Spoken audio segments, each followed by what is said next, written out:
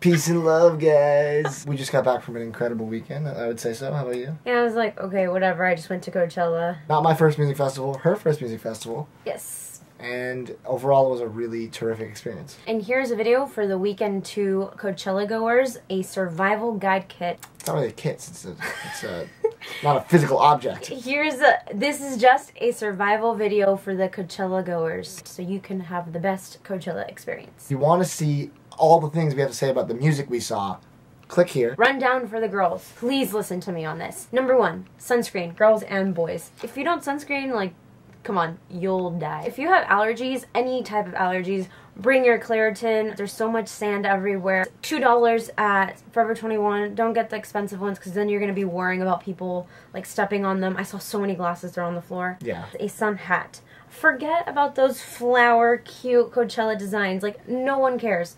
Once you're at the festival, you're just going to want to stay hydrated and shaded. On the first day, I immediately regretted not having a sacket, which is the badass hat that Raiden wears in Mortal Kombat, because I saw like 2 people wearing them, and I was like, oh, they look so awesome, first of all, and they're probably going to be so protected from the sun. A couple of things a scarf is useful for at Coachella is to sit down in the grass. At night it gets really dusty. Cover up. Most importantly, stay hydrated. I bought one of these for like 10 bucks at Urban Outfitters. Bottles of water are $2 at Coachella. Also, I recommend getting a camelback of some kind. If you're not familiar, it's a backpack that has what's called a bladder inside of it. It has a nice cap so you don't have to worry about it dragging on the floor. If you're going with your boyfriends, make your boyfriends carry a camelback, and then you can carry the backpack with the money and the scarves and the hats and stuff. I carry the camelback on my own will.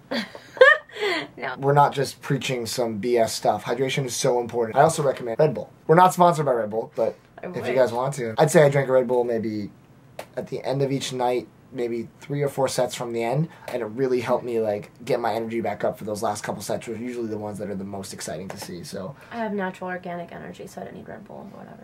Show off. At the end of the day, I know you want to look super cute for Coachella, but if your outfit is uncomfortable, don't wear it. In the words of a Montreal, you don't want to suffer for fashion. Food is pretty expensive. You're looking at anywhere from $10 to $15 for a small meal. The number 1 thing you have to try at Coachella is After's ice cream. It's a hot glazed donut, and in the middle is ice cream. Stop talking about it. I'm so like, good. I'm getting some hot flashes It was just the best thinking thing about I've it. ever had in my life. It was $10. It was so worth it. Split it with someone, $5 each. You will not regret the $5.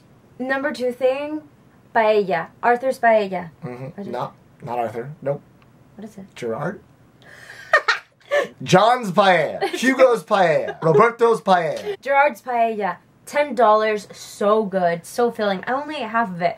I've gone to... I ate the other half. Yeah, I ate my other half. I went to Spain.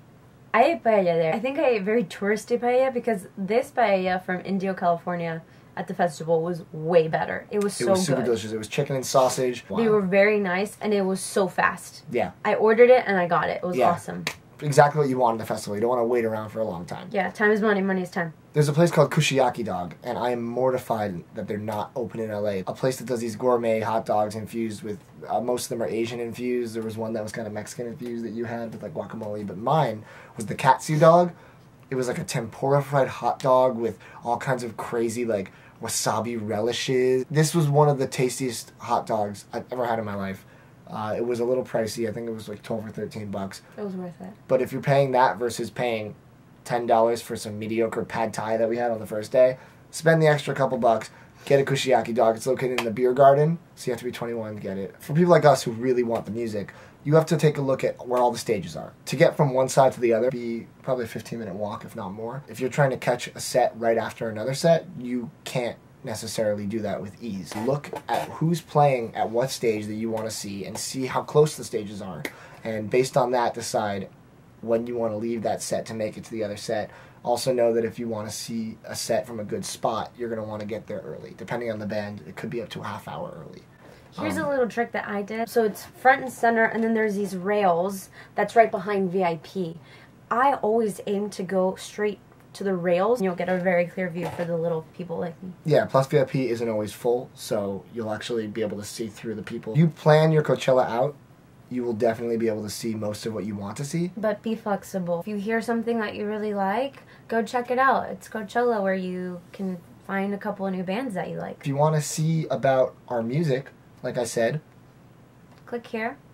and we'll be talking all about all the sets we loved and the sets we didn't really love. One of the coolest things at the festival was the record store located inside. I don't know if you guys knew this, but I kind of like records. The first thing we did was go to the record store. She wanted to go see a band, and I was like, let's just check out the record store real fast. And we actually missed the band because of it. So that was a jerk move on my part. It was curated by this amazing vinyl nerd named Alex Rodriguez that went cross-country for about 35 days to handpick over 50,000 records just for this store. I've been to a lot of record stores. The selection there, I expected to be kind of generic and, you know, whatever for people that aren't really into records. They had some really rare records there that were on the pricey side on their wall, but the ones that were mixed into the bins were some of the most reasonably priced records I've seen in any store in California. We both found a bunch of really cool records for our collections. Yeah, I just want to show you. This is him. He has a store based out in Pomona. It's called Glass House Records. I had to really restrain myself to not spend more than I did, and I did spend more than I wanted to. So we're going to share real quick our haul from the record store at Coachella. The first album I got was Bitte Orca by Dirty Projectors, $10. Also, all the vinyl that we got was super clean and perfect condition. Yeah, they really took care about making sure the records weren't all scratched and scuffed when they came out, which is nice. Got a Beck album, One Foot in the Grave, $15. It was used, but it's in incredible condition. I've only seen this for like 25 and up, so this is a great addition. The National Alligator, which is his favorite album, found it for me. Don't know much about the National, so I'm going to dig into this. They're just the best band currently making music. Cool. $10 for that is a great deal.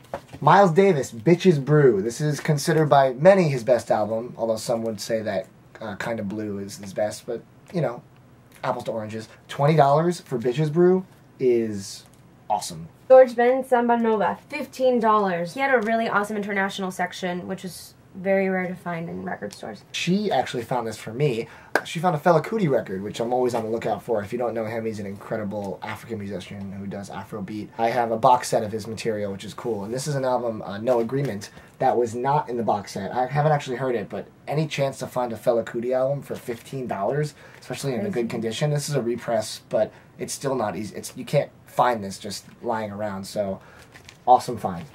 My last one is also from Brazil. It's just called Brazil, but it has the most renowned Brazilian artist here. It was only $10. My last album is Yo La Tengo, Ride the Tiger. This is cool because this is their first album. Yo La Tengo's been around since 1986. I've never seen this for sale anywhere but online, and online this goes for easily double this, if not more, but I got this for 25 bucks, original press, super clean.